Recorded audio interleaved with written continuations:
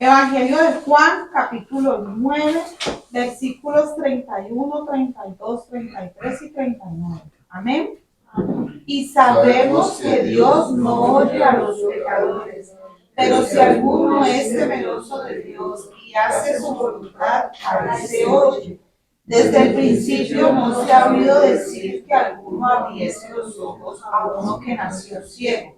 Si éste no viniera de Dios, nada podría hacer. Dijo Jesús: para juicio he venido yo a este mundo, para que los que lo ven, vean, y los que ven, sean cegados. Padre Santo, en el nombre de Jesús. Padre Santo, en el nombre de Jesús. Hoy glorificamos tu nombre. Hoy glorificamos tu nombre. Porque somos aquellos que vemos, Aquellos que oímos y entendemos. oímos y entendemos. Porque a ti te plació Porque a ti te plació alumbrarnos el entendimiento, alumbrarnos el entendimiento, enseñarnos tu palabra enseñarnos tu palabra y guiarnos a toda verdad. y guiarnos a toda verdad. Perdona, Señor, Perdona, Señor, el juicio que ha caído juicio sobre aquellos que no ven, ni oyen, ni quieren entender. Clamamos por ellos, para que también se les alumbre el entendimiento y teman a tu nombre. Te damos gracias, te adoramos, te bendecimos. Por eso entregamos nuestro corazón. Cada día clamamos para que nuestra mente sea renovada con el poder de tu Santo Espíritu. Y nuestros ojos y nuestros oídos espirituales estén prestos a escuchar tu voz y nuestro corazón esté listo para obedecerte. Te alabamos, te bendecimos y te damos gracias en el nombre del Señor Jesucristo. Oh, gracias te damos, Señor Jesucristo, porque nos libraste del juicio, Señor, de aquellos que no pueden ver ni oír. Gracias, Señor, por habernos sacado de las tinieblas y traído a tu luz admirable, Señor. Porque tu Padre eres maravilloso y nos libras de todo juicio venidero. Hoy te alabamos y te bendecimos en el nombre de Jesús. Amén. Amén. Hoy vamos a retomar aspectos que hemos visto en los últimos dos mensajes. Si ustedes recuerdan bien, y si yo recuerdo bien, el sábado pasado hablábamos a propósito de lo que quedó colgado que nos era contrario en la cruz, ¿recuerdan? Y el martes hablamos a propósito de el pasaje en Segunda de Reyes, donde la viuda de el aceite, las vasijas de aceite, ¿recuerdan? Bueno, resulta de que como Dios nos está guiando, estos dos pasajes están intrínsecamente relacionados. Y espero, o le pido a Dios que nos ayude a entender aún más el por qué.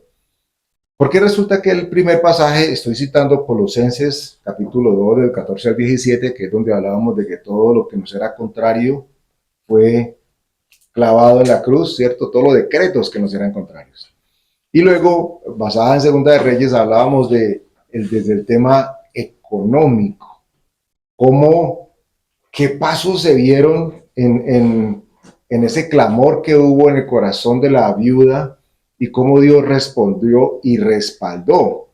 Y entonces necesariamente hay que hacer una fusión, por lo menos en la consideración de qué significa tener deudas o decretos contrarios que el Señor ya pagó y por ende que nosotros deberíamos beneficiarnos en todo tipo de aspecto.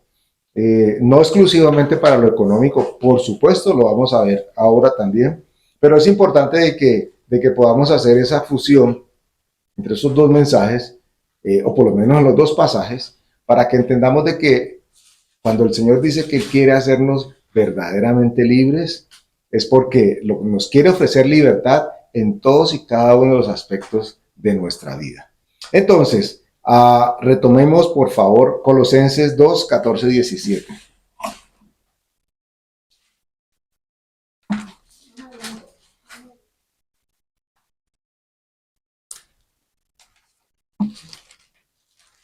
Colosenses capítulo 2, versículos 14 al 17.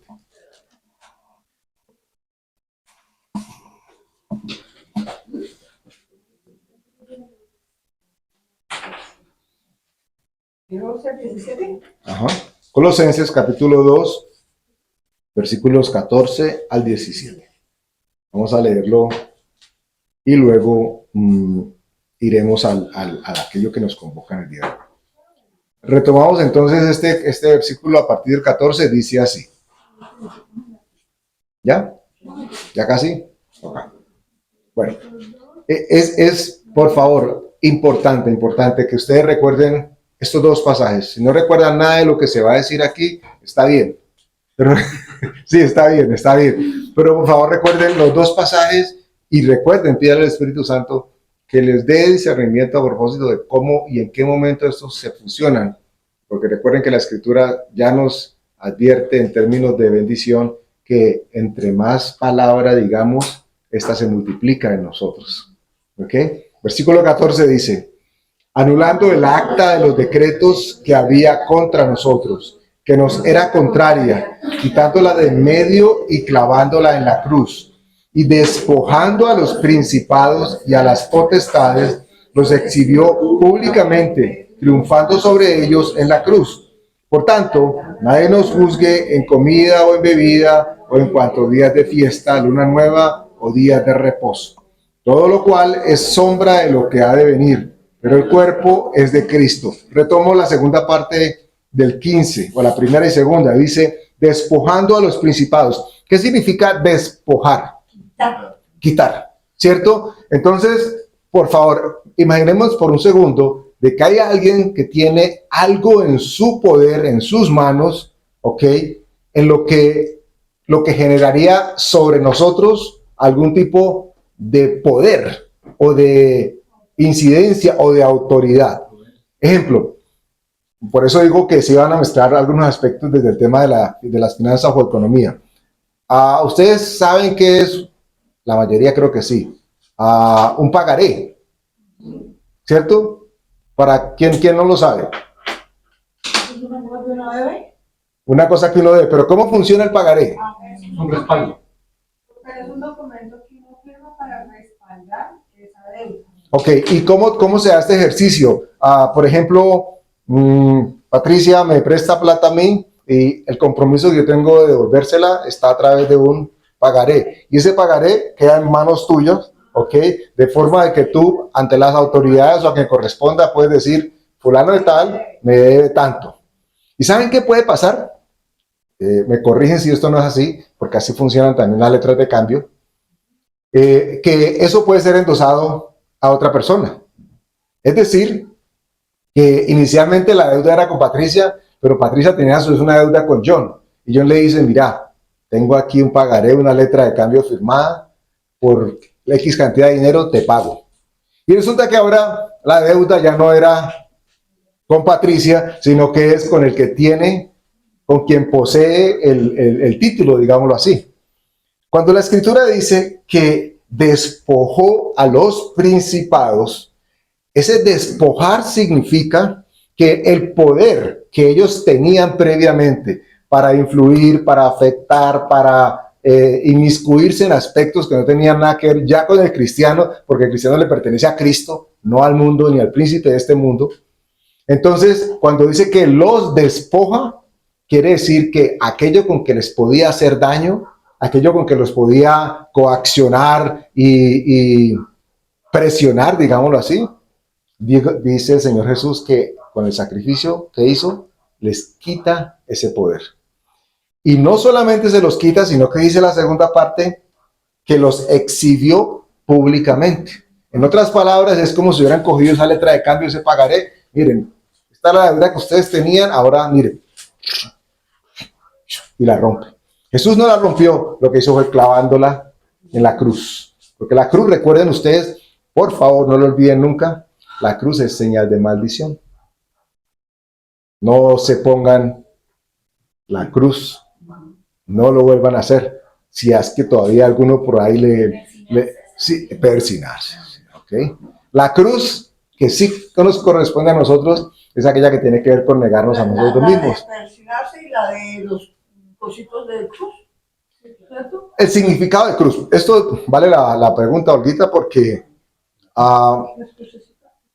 la cruz, si bien la cruz identifica hacia qué lado de pensamiento la persona está inclinado, ¿cierto? Si uno ve una persona con una cruz, pues asocia de que es creyente en algo del cristianismo.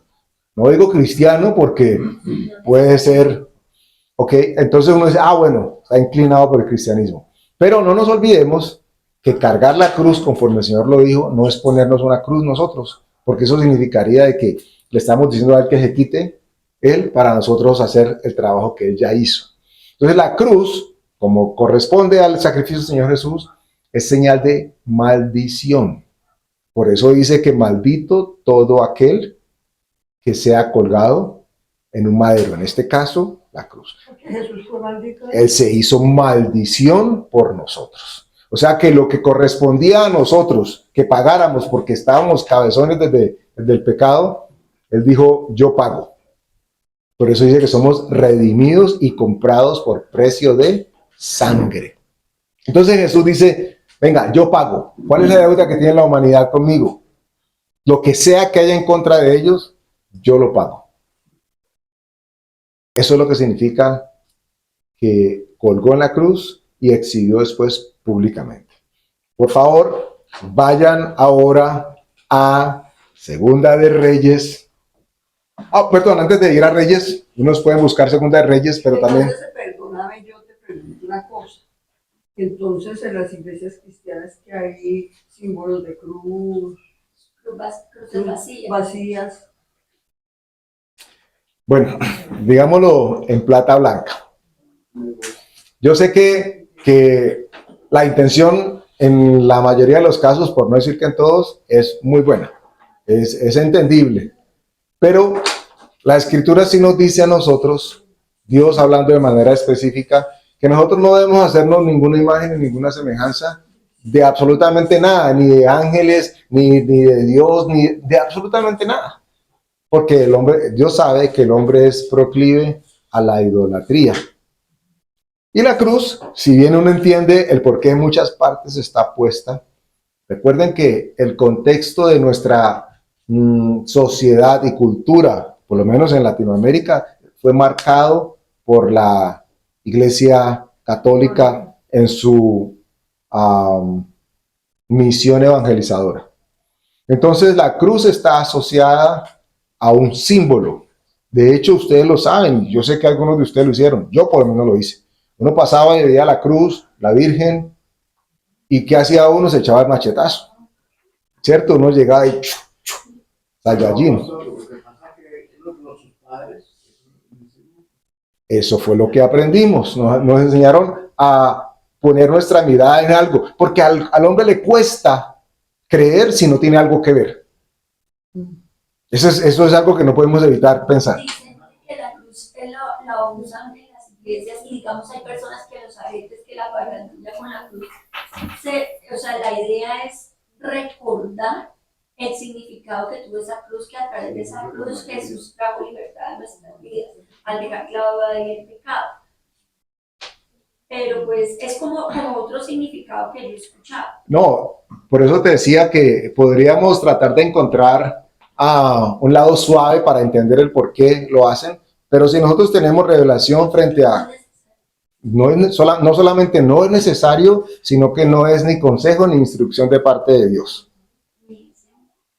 Nosotros no necesitamos de ver una cruz para saber que lo que el Señor hizo en la cruz nos dio libertad.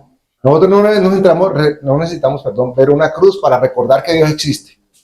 No necesitamos de algo que nos diga que Dios existe porque sabemos que Dios existe. Entonces la cruz no.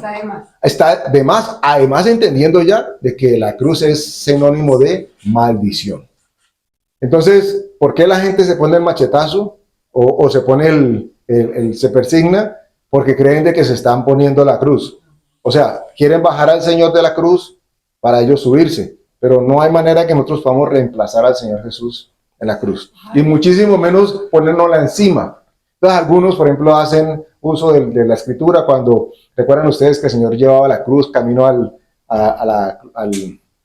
monte y encontraron dice que era al morocho, ¿cierto? Porque dice que la escritura dice que era, bueno, el contexto histórico lo ubica como si fuera de tez negra. Y venía bien cansado. Y venga usted. Usted. Y él miró así, no, usted, sí, usted. Háganos a ir, ayuda a llevar la cruz. Entonces algunos se sirven de este pasaje para decirte que pues nosotros tenemos que cargar nuestra cruz, pero Jesús fue muy específico al propósito de que cada quien tome su cruz y le sigue. Y él fue muy específico de lo que él hizo en la cruz, fue negarse a sí mismo. Entonces, el hablar de la cruz en nosotros está hablando de negarnos a nosotros mismos, no de buscar 3 palos o 2 palos, unirlos y ponerlos encima. Entonces ese pasaje que dice, tome su cruz y sígueme, es tomar La obra del Señor Jesucristo de negación de sí mismo. Claro, porque ¿qué hizo el Señor? Recuerda, las preguntas son totalmente válidas y a propósito. ¿Recuerdan ustedes que mencionábamos que a él nadie lo llevó a la cruz? Literalmente, eso tenemos que entenderlo. Sí, los soldados estaban allá al lado y lo fustigaban y lo latigaban, pero él desde el principio dijo, nadie toma mi vida, yo la pongo solito. Es decir, que se los mencioné en algunos de los pasajes la vez pasada, que astutamente es el Señor el que lleva al diablo a la cruz. No el diablo quien lleva al Señor a la cruz. Porque donde hubiera sabido qué significaba la cruz, sale corriendo y le mete candela a esa cruz.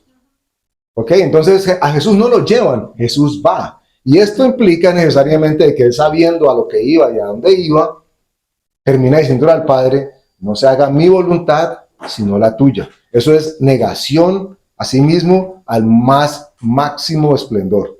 Entonces cuando dice, hey, cada quien tome su cruz y sígame, imagínese que alguien dice, no, tengo el negocio ya, el emprendimiento. A vender cruces ahora afuera de las iglesias cristianas con este pasaje. Toma tu cruz y sígueme. Entonces no está hablando de la cruz como tal, está hablando de lo que Jesús hizo en la cruz. No sacrificio porque Él no pide ni espera sacrificios de nosotros. Ahora habla de aceptación. Y la aceptación está alrededor de niégate a ti mismo y continúa buscando la voluntad de tu Padre Celestial. Les dije que... Perdón, yo considero que la gran mayoría de las personas que de una u otra forma nos hacemos la cruz o la hacíamos, es porque no se sabía exactamente. Sí, porque no se sabe, porque ellos hacen eso automáticamente, no porque estén pensando en nada piensan. Es que ese es el problema. Sí, No, pero mira que durante el tiempo que yo estuve, día y noche y cada segundo uno se estaba persignando. Nunca le decían a uno nada de que era la maldición. No, pero es que no iban a poder decirlo porque cómo van a irse en contra de ellos. No, por eso digo que al no saberlo, pecamos todos. Claro, es que eso no nos exime de ser culpables. Se peca también por ignorancia. Tomo lo que dices y retomo algo que se dijo en días pasados, a propósito porque hablamos de cuerda del padre y la mentira. ¿Ok? Y ustedes recuerdan que se emitieron 2 conceptos. Uno que decía, cuando decimos algo creyendo que es cierto y no lo es, nos convierte ¿en qué? Ignorantes. Ignoramos la verdad al respecto de eso. Y el segundo concepto que decíamos es, cuando decimos algo sabiendo que no es cierto, nos convierte en mentirosos. Entonces hay gran diferencia entre aquel que dice, ay, yo no sabía que esto era señal de maldición. Y lo hice toda mi vida. Pero de pronto en un pasaje, en una prédica, en una conversación, dice, ay, ahora lo entiendo. Ya esa persona no podría decir más adelante, no, es que yo no sabía. Ya sabe la verdad. Entonces ya no es ignorante a la verdad. En ese caso se convertiría en alguien que está mintiendo, o sea, o faltando a la verdad, que es exactamente lo mismo. Y sí es cierto, los exorcistas utilizaban la cruz para hacer su procedimiento. Pues yo creo que sí, porque seguramente le pegaban un palazo al... al que estaba haciendo exorcizado y lo dejaban privado. No, estoy molestando con Alfonsito, pero el Señor Jesús dijo que Satanás no podía echar fuera a Satanás.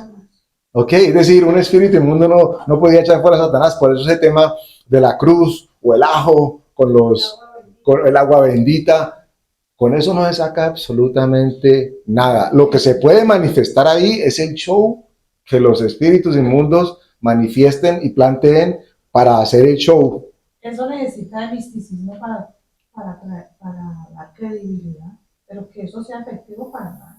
En estos días, alguien de muy cercano a mí se trasladaba a un departamento, ¿no? Les digo, vendían el apartamento, listo, entonces listo. Entonces ya después volví, lo llamé, sí, y le echamos agua bendita. Yo, agua bendita, si es que eso no sirve de nada. ¿Cómo así? De nada sirve el agua bendita. Me dio como ternura, como tristeza a la vez, porque la niñita es cristiana. Y entonces ella es, pues no cristiana, es como creyente, y el papá es que es pastor. Y entonces, y el papá es que es pastor, y yo, eso le dije, si tú miras en la Biblia, en ningún momento hay aguas benditas, y el agua bendita la bendices tú, bueno, coge agua fuerte y bendícela tú, eso lo puedes hacer tú, bendecir el agua, pero es ungir Miren, es con aceite. Miren, la iglesia del Señor, las congregaciones más bien, están llenas de muchísimas cosas que son aprendidas o heredadas de otro tipo de manera de ver, de pensamiento, que no tiene nada que ver con la instrucción que nos da la Escritura. Y en muchísimos casos, seguramente es así, es por ignorancia, porque simplemente no se sabe. Y es lo que han enseñado y a su vez aprenden y esto lo enseñan a otros. Pero cuando nos vamos a lo que la Escritura nos muestra, pues está muy alejado de la realidad. Les había dicho antes de que vayamos a Segunda de Reyes, pero tengan ahí el dedito, vamos a citar Gálatas 5:1, y este es el que va a amalgamar los dos pasajes que vamos a leer en el día de hoy. Es decir, que formamos una triada. La primera con Colosenses 2, que acabamos de leer del 14 al 17. La segunda, que va a ser Segunda de Reyes 4, pero vamos a hacer una parada en la mitad, con una cortica que va a estar en Gálatas 5:1. Y es una parada cortica, pero qué determinante a propósito de lo que hemos hablado y de lo que Dios nos va a permitir continuar hablando.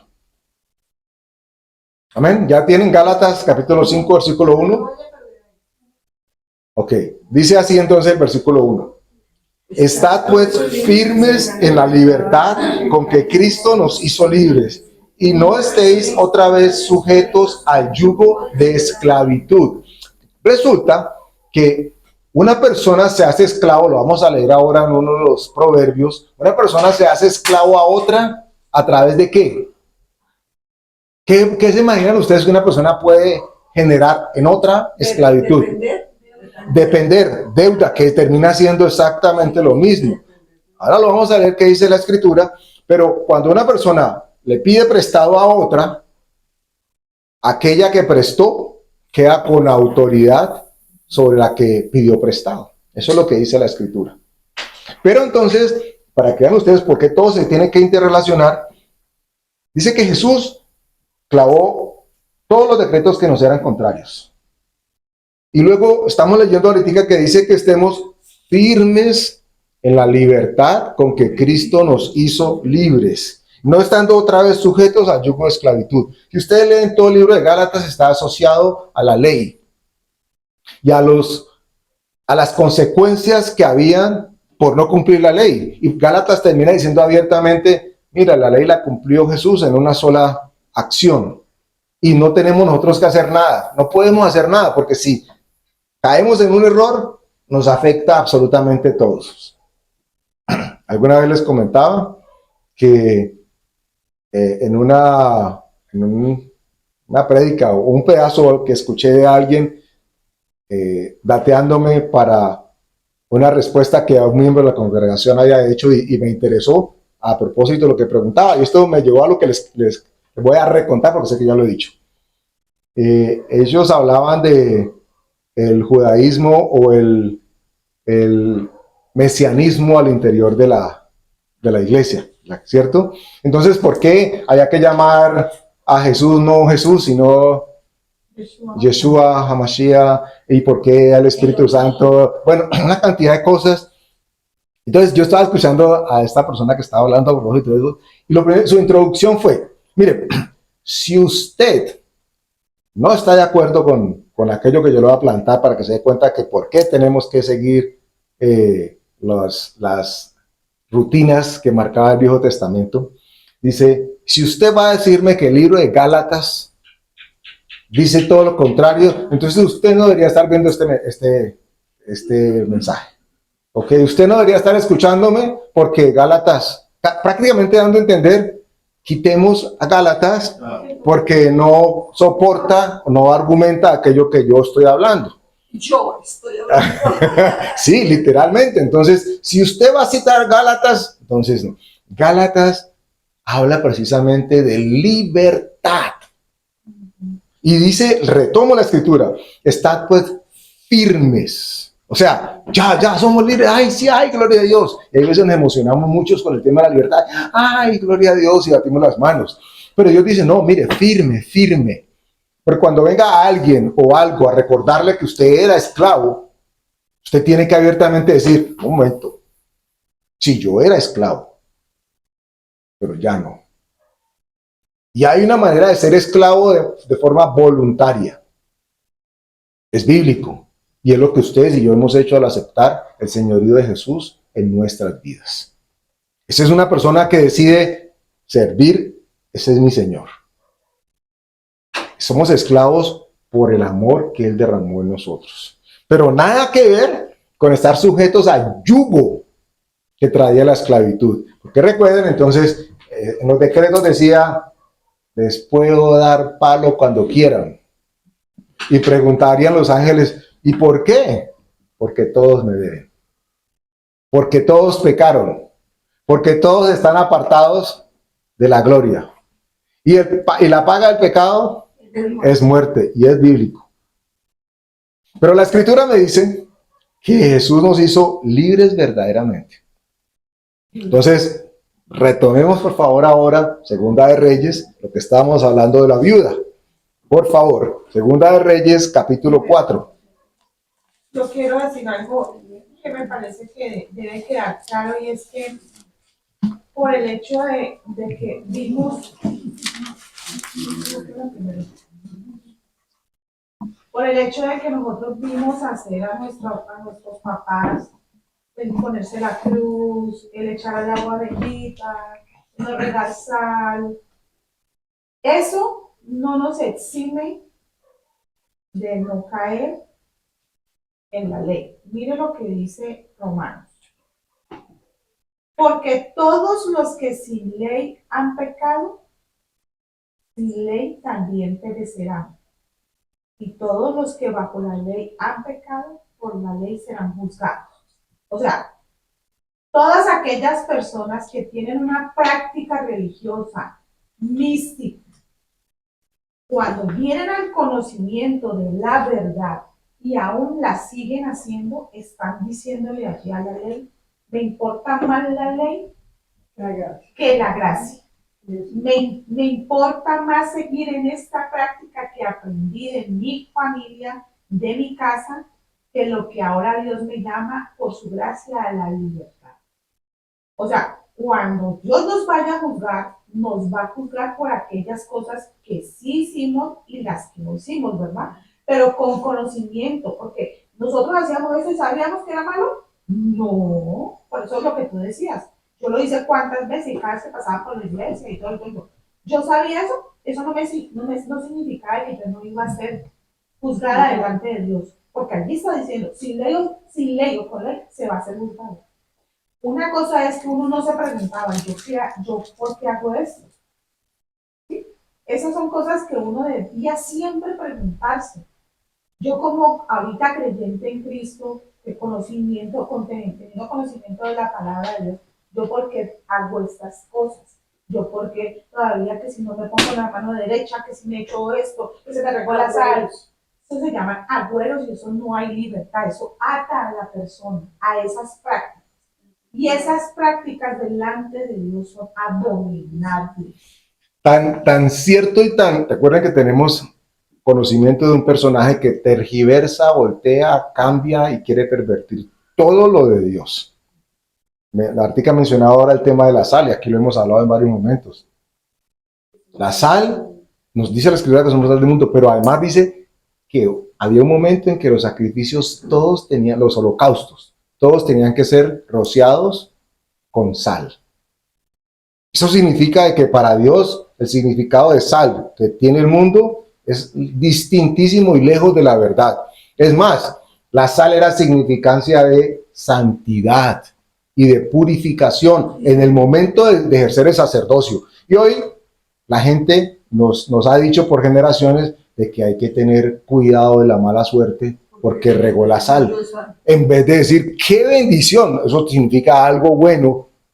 Ahora, si lo hubiera hecho de manera a propósito, pues aún más, pero si le cayó, pues recoja el reguero. La mala suerte va a ser cuando no recoja el reguero, venga su esposa y le dé un cocotazo porque tiene el reguero ahí en la cabeza. Pero tampoco significa eso que porque yo creo que es bueno, yo lo voy a regar para que me dé buena suerte. O sea, Claro, ni lo uno ni lo otro. Sí, también se vuelve abuelo. Es que el hombre por su naturaleza tiende a hacer cosas en las que quiere apoyarse, en las que quiere agradarse y en las que quiere confiar. Y la confianza no tiene que estar puesta en nada más, sino en la gracia. Lo que ya hizo el Señor Jesucristo, esa acta, esos decretos están clavadas allí. Y no hay necesidad de tener otra cosa, sino un corazón arrepentido, contrito y humillado delante de Dios. Eso es lo más importante. Dice que Él es alto y sublime y habita en la grandeza de su santidad, pero está con Él, está contrito de espíritu. Le está diciéndome, yo soy tan grande, tan excelso, pero yo estoy con Él si alguien en la tierra donde tiene un corazón dispuesto para mí, y es obedecer. Amén. Obedecer lo que Él dice que hagamos. Bueno, tengan el dedito ahí, por favor, en Segunda de Reyes 4, ya vamos para allá, pero en lo que lleguemos allí, voy a citar algunos versículos, no los busquen, crean por fe, si quieren los anotan o toman nota mental. Proverbios 11:15 dice que ciertamente sufrirá el que sale fiador de un extraño. Ok, Proverbios 22:7 dice, el que toma prestado es esclavo del deudor o del prestamista, lo que hablábamos ahora. Romanos 13, el 7 dice que, ya les digo, pagad a todos lo que debéis, al que tributo, tributo, al que impuesto, impuesto, al que respeto, respeto, al que honra, honra. Miren ustedes que encontramos una tendencia, una constante en todo lo que hemos hablado hasta el momento. Y es que si Dios nos está guiando a la libertad, significa de que nos está liberando de la deuda. Principio básico de la economía para acceder a la libertad que la deuda genera. Y recordemos que acabamos de leer, o por lo menos citar, que la deuda genera esclavitud, porque el que es deudor se hace esclavo del que está prestando. Nosotros podemos decir que somos esclavos de Cristo y Él no nos está cobrando absolutamente nada. Pero en el mundo esto no pasa así. Nosotros encontramos en la Segunda de Reyes, cuando hablábamos de la viuda, que ella se encontró en una circunstancia totalmente difícil, compleja, complicada. Tenía un untadito de aceite en la vasija y estaba dispuesta a dejarse morir ya. Identificamos la vez pasada, el martes, que se daban una serie de aspectos. Voy a retomar los primeros 4 que hablamos ese día, y era que en primera instancia ella estaba reconociendo la situación. Lo vamos a leer ahora para que retomemos. La segunda dice que comprendía el por qué estaba endeudada. Ténganlo en cuenta. La tercera, buscó ayuda. La cuarta hizo un escaneo de cuáles eran los recursos disponibles, que sí tenía, no que le faltaba, sino que era lo que sí tenía. Pero lo primero que encontramos en este pasaje que vamos a retomar ahora es que había una deuda y que como consecuencia de esta deuda a ella le iban a quitar sus muchachos. Y la deuda era de ella. Uno podría decir no, pero solidariamente la ley ahora dice que sí. El esposo se beneficia de las cosas de la esposa, pero también si tiene, así como tiene deberes, perdón, derechos, también tiene deberes. Ahora también. Claro, Activos y pasivos. si la persona, hablemos de una pareja X por allá, lejos, que decidieron apartar caminos, y entonces la esposa o el esposo dice, ay, no, me toca la mitad, ¿cierto? Y tiene como 500 millones en el banco, o sea que voy con 250, y el esposo o la esposa le dice, sí, pero también tengo una deuda como de 1000. Entonces, coge tus 250, yo cojo los 250 míos y coge tus 500 de deuda, pagala vos, y yo me quedo con los 500 de mi deuda. Eso es lo que la ley dice, que se recibe lo que hay, pero también lo que se debe. ¿Y si se muere? Si se muere, También hay que pagar. La que muere se salva de deuda, depende con quién sea. Pero si hay un seguro que respalde esa deuda, Si no, sí, no. pero Porque si tienes letras, pagarés, normalmente hay seguro. algo, entonces sí queda. La persona tiene que pagar lo que el otro dice. Claro, es que el tema es que hay una deuda. Hay una deuda, entonces solamente en las buenas, ay, sí, cuando viajamos, ay, pero ahora hay que pagar, no, también, tenga. Eso es lo que pasó con el caso de la viuda. Leamos, por favor. Estamos en Segunda de Reyes, capítulo 4, versículo 1. Vamos a retomar. Dice el versículo 1. Una mujer de las mujeres de los hijos de los profetas clamó a Eliseo diciendo, allí que yo no caí en cuenta de esto la vez pasada que lo leímos, pero lo entiendo ahora. Dice que era de los hijos de los profetas. O sea, el equivalente a lo que hoy significaría hijos de Dios, ¿cierto? Cristianos. Y esto es importante, no para que digan, ay, sí, eso le pasa a los cristianos. No, para que recordemos que somos libres, que Jesús nos ha hecho libres. Ay, entonces ya no le pago a nadie. No, pague sus deudas. Porque acabamos de leer en Romanos que decía que al que se le deba tributo hay que pagarle, al que se le deba respeto, hay que darle respeto. Esto es importante considerar que la falta de respeto es una deuda. ¿Qué cosa tan curiosa? No estamos hablando solamente de economía, de dinero. Y es más, dice, al que honra, honra. O sea que la falta de darle honra a alguien significa que esa persona entra en deuda.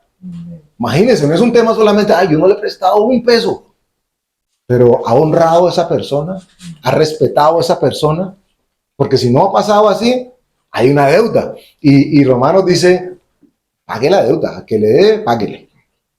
Dice entonces, una mujer de las mujeres de los hijos de los profetas clamó a Eliseo diciendo, tu siervo, mi marido, ha muerto. Y tú sabes que tu siervo era temeroso de Jehová. Ya ha venido el acreedor para tomarse 2 hijos míos por siervo.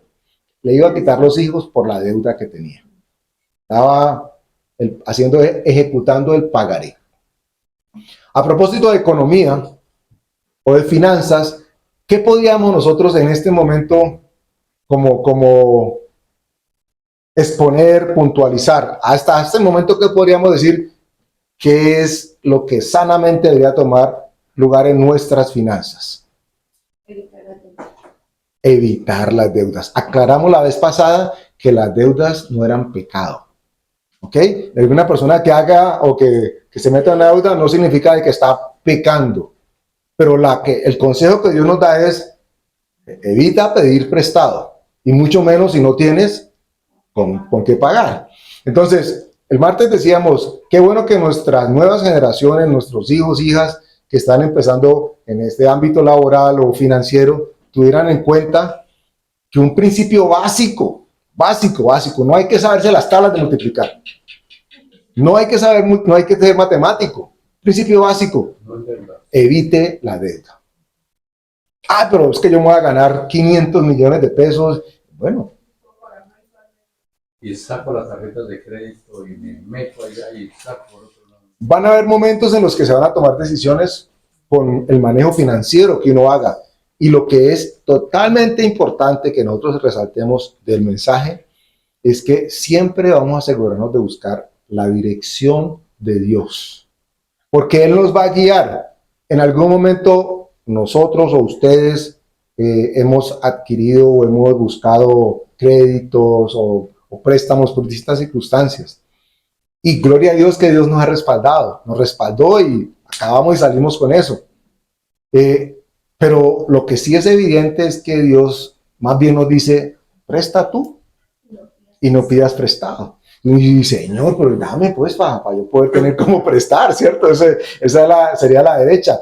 Bueno, Dios dice que Él bendice al dador alegre. Ahí empieza la prosperidad económica. El principio básico de la economía de Dios es muy, muy, muy, muy distinto a como el mundo nos lo plantea. Pero totalmente distinto. El mundo dice, acapara, guarda, amontona, ¿ok? Para que tengas tranquilidad, como aquel del pasaje que decía, tengo tanto que hago, ya sé, voy a construir más graneros porque tengo muchas cosas. Y dice que por ahí alguien, una voz, le dijo, necio, vienen a pedir tu vida hoy, ¿qué vas a hacer con todo ello que has guardado? Entonces, no es el tema de acumulo, porque entonces mi confianza estaría puesta en aquello que tengo y no en Dios. Entonces, lo que Dios espera de nosotros es que entendamos que la economía de Él funciona y está puesta a nuestro favor. Y lo que primero tenemos que hacer claro es que Él ya pagó nuestras deudas. Uy, ¿cómo así, Señor? Entonces me desentiendo de lo que tengo que pagar mensualmente. No. Empecemos por entender que la deuda principal que Él pagó fue la de quitarnos la esclavitud que el deberle a otro significaba. Eso es lo que hay alrededor del tema de la... Hay un principio aquí en Proverbios 11, 24 y 25 con relación a la prosperidad en todo. Hay quienes reparten y les añadido más. Hay quienes retienen más de lo que es justo. O sea, que están reteniendo más de lo que es justo, pero viene la pobreza. El alma generosa será prosperada. Y el que saciare, él también será saciado. Estos son principios bíblicos con relación a la verdadera prosperidad. No es siempre, no es dele a Dios para que Dios le devuelva. Aquí está el principio, uno de los principios, porque la Biblia está llena de muchos principios, pero esto es un principio básico. Miren, recuerden que les hablé inicialmente de cuatro momentos. Reconociendo la situación. Cuando dice el primer versículo que ella le está diciendo a Eliseo qué es lo que ha pasado, ¿ella qué hizo? Contarle lo que estaba pasando. ¿Contarle a quién? Porque Eliseo en este momento tipifica a quién. A Dios. Fue abierta y directa con Dios diciéndole, Señor, estamos en un lío. No te imaginas. Si tú no me ayudas, mis 2 hijos se van. Necesito de tu ayuda.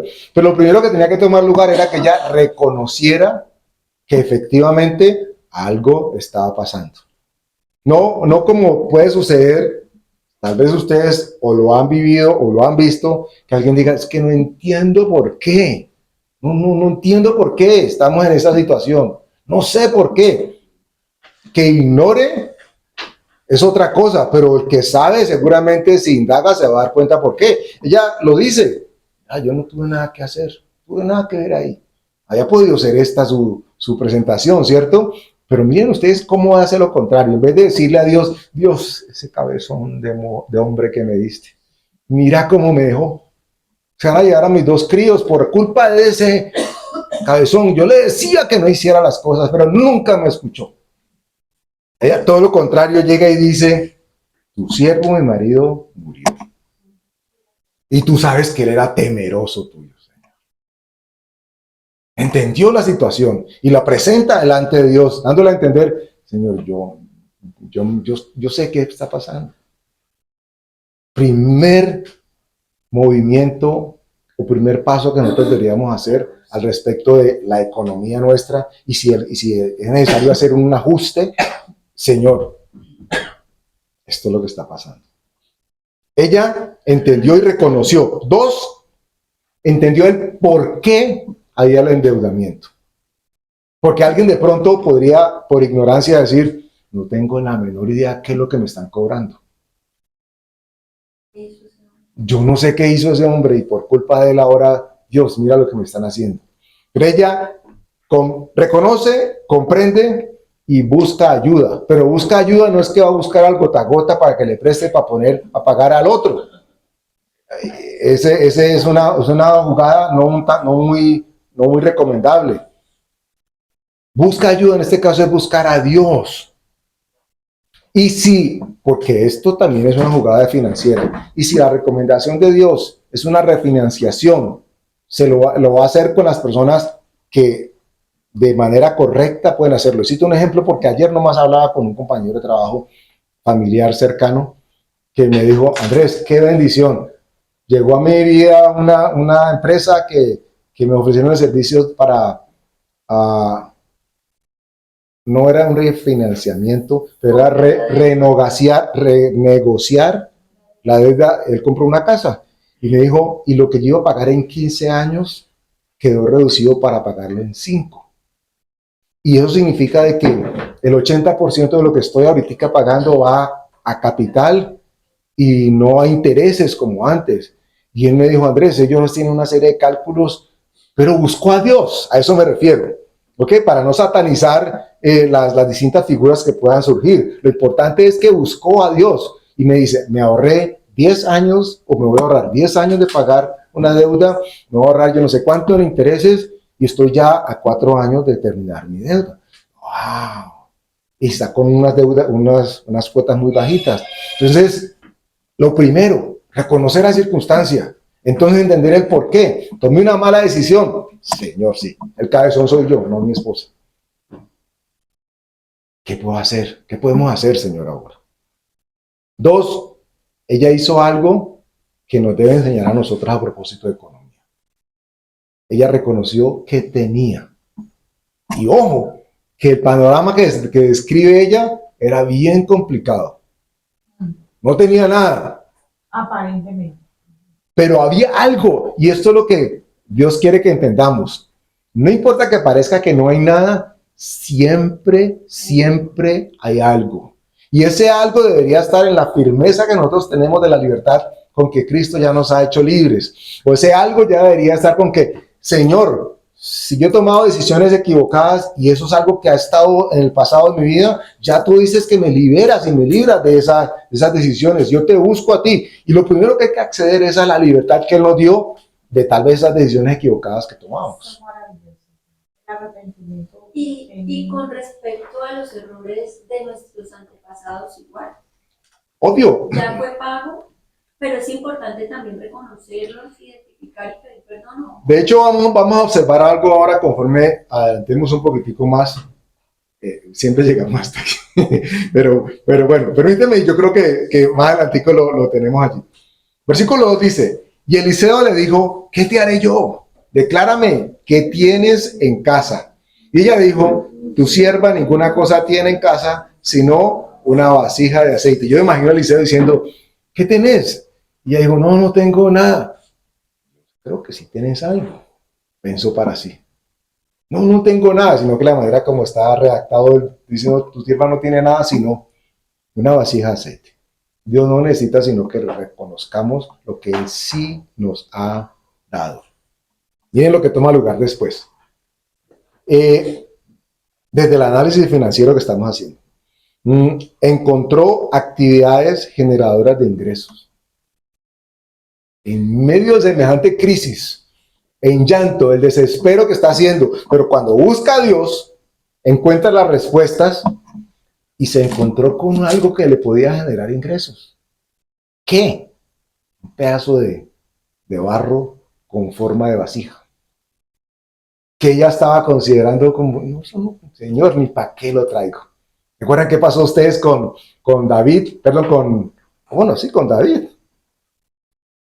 ¿Por qué David en un principio parecía que no era considerable a candidato a rey? ¿Recuerdan ustedes? ¿Recuerdan que ni siquiera lo consideraron para invitarlo en el desfile al que Samuel iba a escoger el rey? Y yo, ay, no hay nadie más. Ay, sí, por allá está un peladito, pero ¿para qué se mira en él? Eso estaba pasando con ella. ¿Qué tienes? Digo, ay, tengo esto. Y Dios espera que en nuestro corazón siempre haya una respuesta asertiva a propósito de lo que Él sí nos ha dado. Por eso hemos iniciado hablando a propósito de lo que Él sí hizo, de lo que Él ha hecho por nosotros. Que pareciera que no tiene nada que ver con finanzas o con economía, y resulta que lo tiene que ver todo. Si lo buscamos a Él, seguro que lo encontramos a Él. Mire lo que dice el versículo 3. Él le dijo, ve y pide para ti vasijas prestadas de todos tus vecinos, vasijas, no pocas. Entra luego y enciérrate tú y tus hijos y echa en todas las vasijas. Y cuando una esté llena, ponla aparte. Y se fue la mujer y cerró la puerta, encerrándose ella y sus hijos. Y ellos le traían las vasijas y ella echaba el aceite. Eso tal vez responde a algo, o abre una puerta a responder lo que preguntabas ahora, Paula. Y es que ella involucró a los hijos, es decir, involucró a la familia en la solución. Ellos ya habían visto que ya había hablado con el siervo de Dios. Y sabían de que había una deuda pendiente que había que pagar. Y se dieron cuenta también cuando ella dijo, ay, hay esto. Ellos estaban sufriendo las consecuencias de lo que su papá había hecho. Pero ellos fueron testigos y fueron evidencia tangible de cómo Dios también los liberaba. Cuando alguno de ellos en la familia toma la acción. Porque, ¿qué tal que uno de los muchachos hubiera dicho, uno de los que estaba en riesgo de que lo sacaran a pasear, hubiera dicho, uy, no, de la vecina, uy, no, mamá, no, déjame aquí. Yo no voy para allá. Cada uno tiene derecho a recibir la libertad con que hemos sido libres, pero a cada uno le corresponde aceptar esa realidad. Entonces, tu pregunta a propósito de generaciones antiguas, no importa lo que hicieron, lo que importa es lo que tú ahora sepas. A lo que hicieron antes tal vez eras ignorante, pero ahora ya no eres ignorante a propósito de lo que Dios ya hizo. Y cuando tú lo reconoces, como estamos evidenciando con ellos, y ellos tomaron acción, participaron en lo que estaba tomando lugar en ese momento. Yo voy, mamá, yo voy. Y yo me imagino el corre-corre de esos muchachos. Uy, ya fuiste, yo fui, yo te gano, una carrera. ¿Quién viene? Y empezaron a traer aceite y qué felicidad. Cuando vieron que las finanzas de su casa estaban cambiando de una manera milagrosa. Solidarios, pero en este caso el dueño o la dueña de casa los involucró. Y esto va en doble vía, no solamente para buscar la solución, pero también para encontrar cuál era la circunstancia. Porque en una reunión de familia, por ejemplo, qué hermoso que se pueda sentar el papá o la mamá y mucha gente, estamos en esta circunstancia. Vamos a pedirle a Dios que nos guíe frente a qué o cómo debemos proceder. Y todos están involucrados, viendo cómo papá y mamá buscan a Dios para que sea quien ilumine sus vidas. Cómo papá y mamá le mostraron las consecuencias de lo que significa endeudarse, tal vez sin querer queriendo. Y cómo eso es sano evitarlo. Conclusión básica, en el caso de la viuda, ¿ustedes creen que ella quedó con ganas de volverse a endeudar después?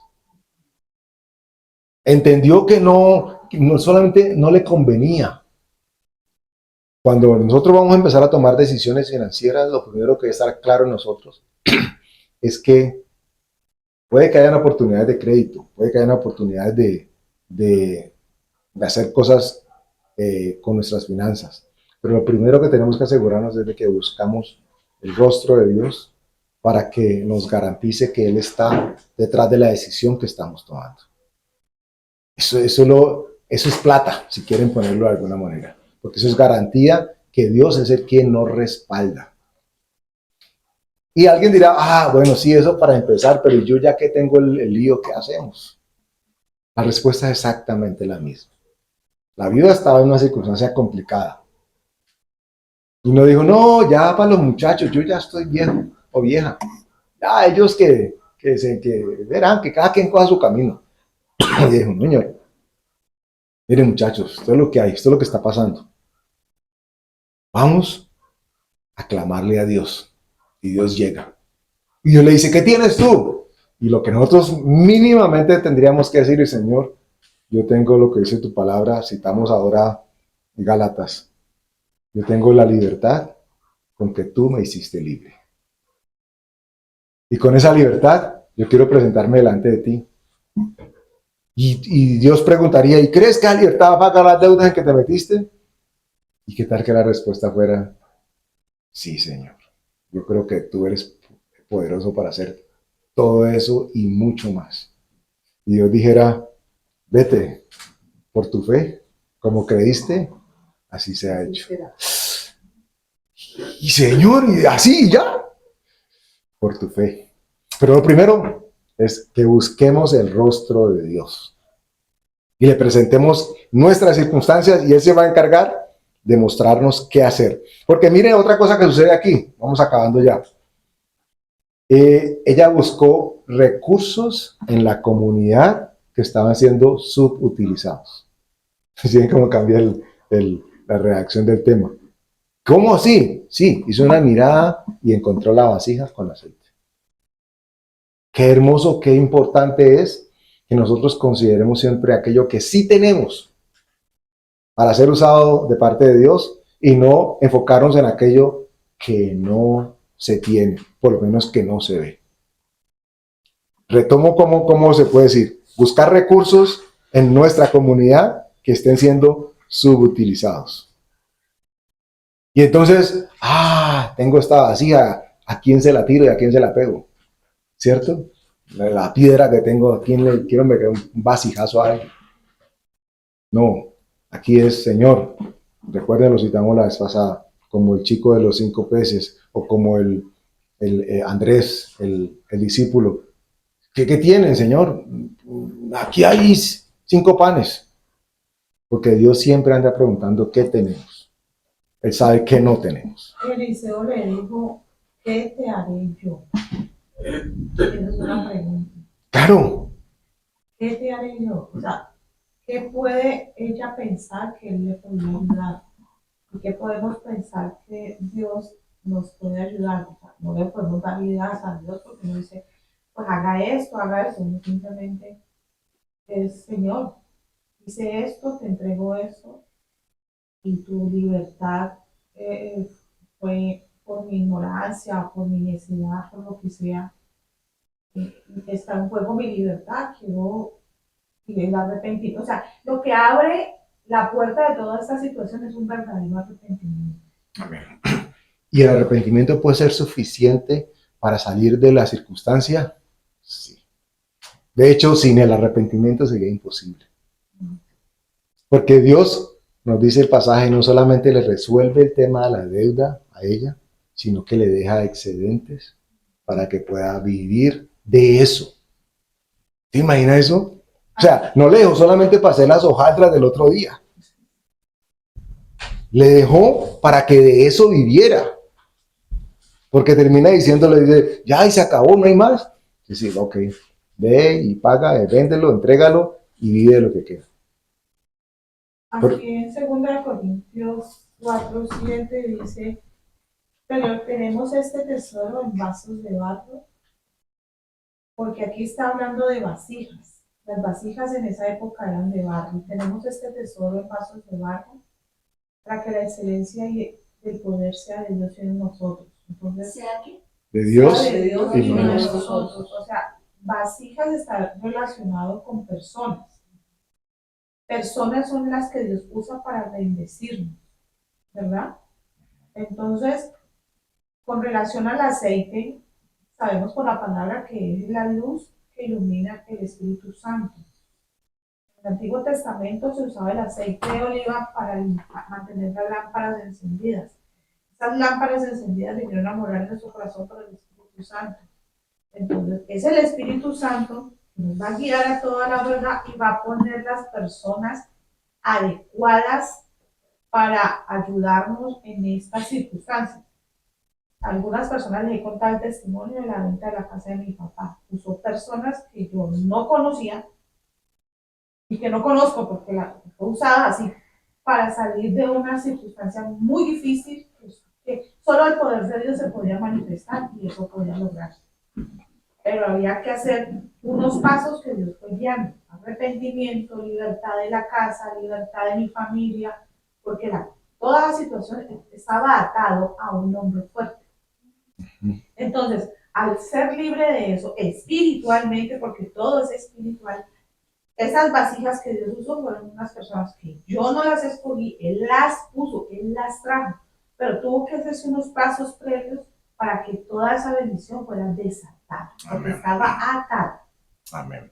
Cierro con esos últimos dos versículos, ahí sigo en Segunda de Reyes. El 6 dice, cuando las vasijas estuvieron llenas, dijo a un hijo suyo, tráeme aún otras vasijas. Y él le dijo, no hay más vasijas. Entonces cesó el aceite. Qué curioso la postura, la posición de ella, de simplemente decir, no tengo sino una vasijita. A de pronto estar diciendo, yo, tráigame más, tráigame más, tráigame más, tráigame más. ¿Qué pasó en ese lapso de tiempo? Su vida cambió porque buscó al Señor para que le resolviera aquello que ellos habían experimentado. Y el 7 dice, vino ya luego y le contó al varón de Dios, el cual dijo, ve y vende el aceite y paga a tus acreedores, y tú y tus hijos vivid de lo que quede. Buscaron liberación del Señor. O sea, no hay otra manera de ser verdaderamente libre. Porque miren que aquí el tema no era pagar la deuda y resolver lo que debía y ya, sino además de que venía a vivir, pero porque puede pasar que las deudas se le pagaban y de pronto otra vez aparecían. ¿O no les ha pasado a ustedes alguna vez que, ay, sí, ya estoy acabando esto y cuando de pronto, ay, otra vez tiene el talonario lleno? Y aquí el Señor estaba diciéndole, Pero en ese caso no es normal, porque mira, cuando se da la multiplicación de los panes y los peces, sobraban, indicándonos que siempre va a sobrar. claro, es que eso está ligado a lo que estabas hablando ahora. Es que precisamente tiene que haber una libertad espiritualmente hablando de aquello que hace que la persona vuelva otra vez a buscar las mismas herramientas que antes no le han dado resultado. Entonces, claro, Señor, por eso hablaba de los pasos, reconocimiento de la situación. Señor, ¿no te parece que, bueno, tú ya lo sabes, pero otra vez estoy en la misma? Esto al principio fue una equivocación, pero ahora, otra vez, No es Señor, yo entiendo que hay algo que debo ajustar en mi vida. Y entonces, de pronto viene la revelación de parte de Dios. Pero Dios va a preguntar, qué hermoso hijo que estés aquí. ¿Qué tienes? Para que podamos empezar y lo que debería venir a nuestro corazón es, Señor, yo tengo lo que tú me diste. Porque lo primero que tiene que tomar lugar es que espiritualmente se rompan las ataduras y las ligaduras. Si no, la persona volvería fácilmente a caer otra vez en el mismo estado del que Dios lo estaba librando. En este caso, y acabamos por hoy, Dios, el profeta le dice, ve y vende y vive de lo que te quede. No de la vasija que le quedó. Tenían plata para que ella y sus hijos vivieran. Y vivieran quedaron con renta vitalicia. O sea, el negocio que hicieron fue tan bueno, el emprendimiento, si ustedes quieren, fue tan bueno, que con eso quedaron montados por el resto de sus vidas. Pero en realidad no fue por la vasija, no fue por el aceite, no porque buscaron a Dios. Y Dios les dio la libertad. Amén. Vamos a darle gracias a Dios. Señor, tú nos dices que debemos estar libres con la libertad que Cristo nos hizo libres. Gracias por recordárnoslo, Señor. Nuestra memoria fluctúa, pero siempre tú con tu misericordia nos recuerdas que sí has logrado para nosotros y lo has logrado todo, Señor. Permítenos acceder en palabra, en pensamiento y en acción a aquello que tú ya hiciste a nuestro favor, Señor. Hoy en el nombre de Jesús rompemos ataduras, rompemos ligaduras nuestras o generacionales, Señor. En el nombre de Jesús, Padre, reconocemos que hemos fallado delante de ti, Señor. Reconocemos que cuando hemos tomado nuestras propias decisiones, no nos ha ido bien, Señor. Pero también reconocemos que si te buscamos a ti, tú tienes cuidado de nosotros, Señor. Y haces que en nuestras manos prospere lo que antes parecía que no tenía vida. Te damos gracias en el nombre de Jesús. Amén y amén.